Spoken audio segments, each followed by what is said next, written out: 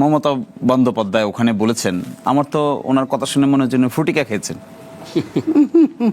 এটা কেমন কথা? দেশে তদন্তকারী সংস্থাগুলো ইনক্যাপেবল, তারা প্রপার ডিটেক্ট করতে পারে না। সাগর রুনি ডিটেক্ট করতে পেরেছে? পারে নাই। হাদি পারছে? পারে নাই। একটা চার্জশিট আমি আজকে দেখলাম তারা সাবমিট করেছিল আদালতে, সেখানে তারা ফয়সাল নামে একটা লোককে শোটার বলেছে যে he is the ultimate culprit.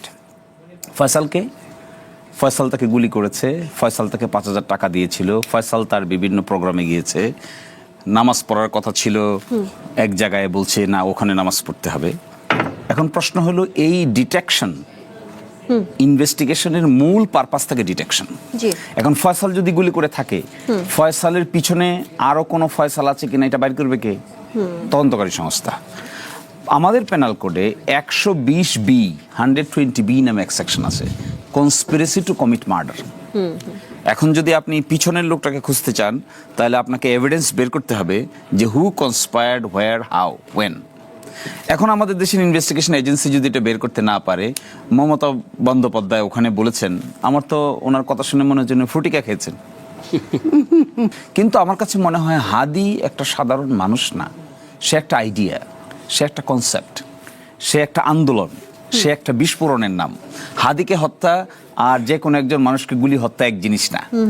এর পিছনের অংশটুকু যদি বের করতে না পারে স্টেট অ্যাপারেটাস, তাহলে আমি মনে করব এই দেশের investigation, criminal investigation department is for no purpose, it doesn't carry any purpose. আমার কাছে মনে হয় হাদির এই মুভমেন্টটাকে অনেকেই সহ্য করতে পারেন না।